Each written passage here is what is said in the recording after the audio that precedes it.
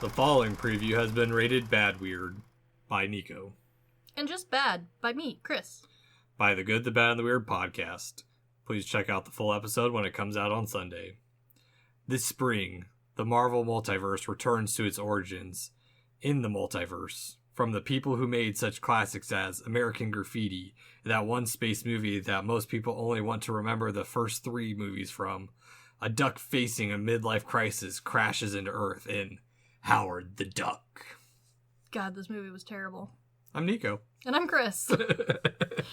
Oh man, I knew this movie was gonna be bad going into it, and we specifically chose this because I had on my calendar mapped out of when I was gonna do Marvel reviews. Yes. And we did it because the next phase of the multiverse is supposed to be really kicking off. Yeah, and also, like, there has been this huge wave of the Marvel world that we've been living in for so long now that, like, there's really not a good place to, like, you have to almost start at the beginning if you really want to, like, truly understand what's going on in these movies, which is kind of annoying because there's too many movies now. And I went on that journey for the last year, and I hate myself a little bit for it. Yeah, you know, busted through and did the impossible. Whereas, like, I know I've missed movies, and honestly, like, there's been so many that have come out, I've forgotten which movies I missed. And yeah, I don't think it's worth catching up, in my opinion, but... But, if you're gonna start somewhere, we thought to ourselves, should you not start at the beginning? So that's why we went with this abomination of a movie. God damn, this movie's terrible. We have... Unbeknowingly, because I don't think either of us saw this before choosing it. No, I knew of it, but, like, I hadn't seen it. We picked 2 movies back to back that had furry bullshit to it. That's true, but Howard is a little bit more forward with its furry bullshit. Oh my god, it's so... This movie made me go and rent the B movie just to see and find out which one was worse. It's this one. It's this one, guys. This one's worse. The B movie, at least there's a community of people around the B movie who actively know and make fun of the B movie with you. The B movie meme culture is what makes the B movie entertaining. Yes. There is no meme culture around Howard the Duck. No, it is just... It just doesn't feel like they knew what they were doing when they were making this movie. Which does kind of crack me up because there was a quote from the gentleman who originally came up with Howard the Duck in the comic book form, that after they got done with this movie, he was like, yeah, not my favorite, but, you know, it was pretty good. Are you okay, sir? They abominated this. And you said, yeah? I don't know. I think it's just because... I think part of it is because we talk about it a little bit in the episode of they didn't know which part they wanted to do. That's true. Or if they wanted to make it an adult movie or if they wanted to make it a kid's movie. Because Universal wanted a summer movie. Yes, so which would put it squarely in the kids section. Yeah, but it also doesn't because there's not even like... There's too many raunchy spots in this. Yeah, it's not even like a subtle like, oh, there's a penis in the background. Nope, it is straight up like duck tits. 2 different sets of duck tits. Yeah. There's an unwrapped condom in Howard's wallet. Mm-hmm. Howard, that's not safe sex. You know that. You're better than this. Not by much, but a little bit better than this. No, he's not better than it at all. He's really not. But, like, on top of that, like, it's not like most movies where, like, they have humor for adults, but it's, like, hidden over the heads of kids or, like, in the background. Not this one. This one, they, like, actively flop back and forth in the writing of, like, this is for kids. This is for just adults. Yeah, well, and I think part of it is, like, we talk about, like, for the time... The animatronics are pretty good. Mm-hmm. I think where this movie really flops is all in the writing, all in the pacing. The writing is atrocious. It just doesn't know what it's trying to convey or what type of movie it's trying to be. Because all, like, the misadventures that Howard goes on last for, like, 5 minutes before it's on to the next scene. And we don't even get a villain until, like, an hour into the movie. Or an hour, 20 minutes. Yeah, it's, like, the very end, which is disappointing because as I go on... very much so in the full episode, the villain's the best part of this movie. And we get like maybe 5 or 6 scenes with him, and they're all like short little like 2 or 3 minute snippets. Yeah, and it's not even like this movie was unwatchable because of 80s aspects. No. There's plenty of, like, yeah, it's aged, but kind of in the same way that Ghostbusters has, where, like, yeah, okay, that effect is old, but, like, it's kind of charming now. We've reviewed worse garbage than this. Yeah, and with joy in our hearts. We have reviewed worse garbage than this. I was very upset that I had to watch this movie multiple times. I completely understand, because this movie is bad enough to watch once, because then at least you watch it once and then you immediately brush it from your mind and try to never think of it again.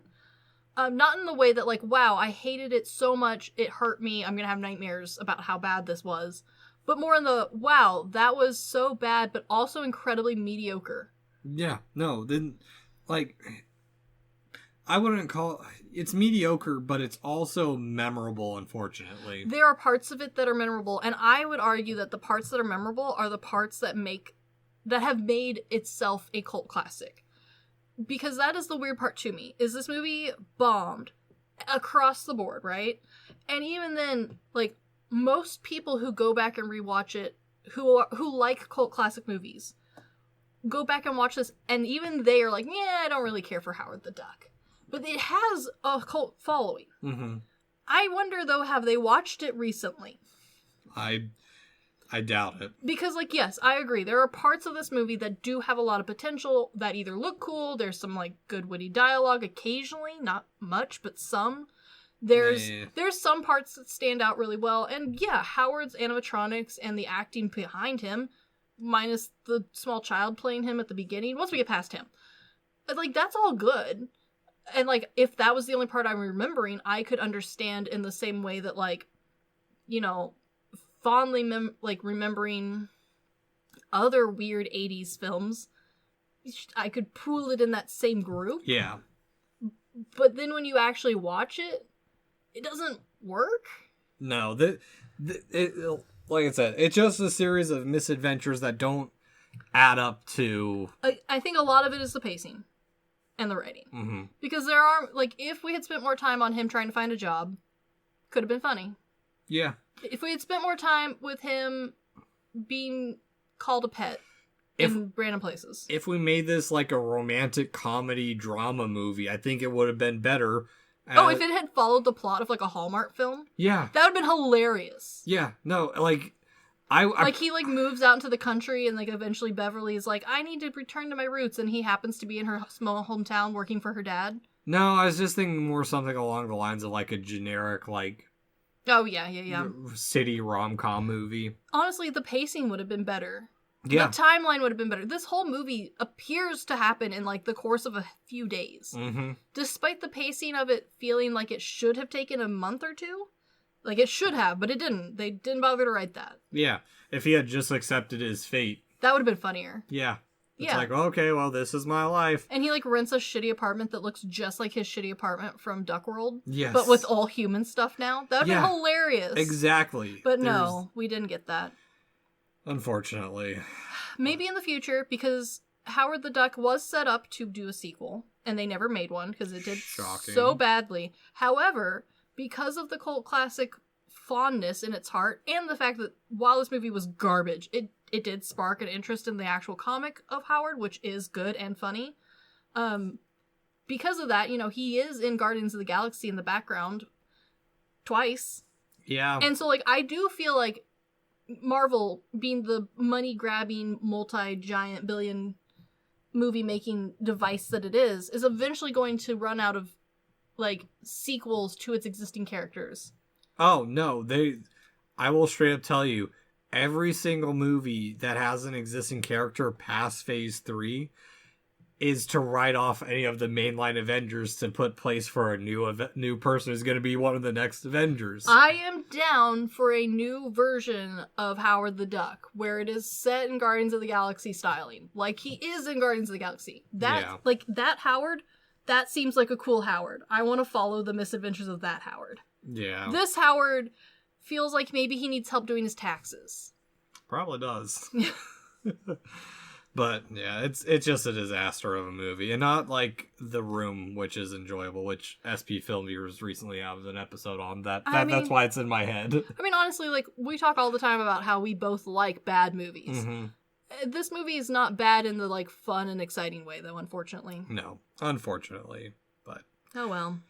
Oh, well. Anywho, this has been the good, the bad, and the weird previews. Check out the full episode. Peace. Quack. Mm-hmm.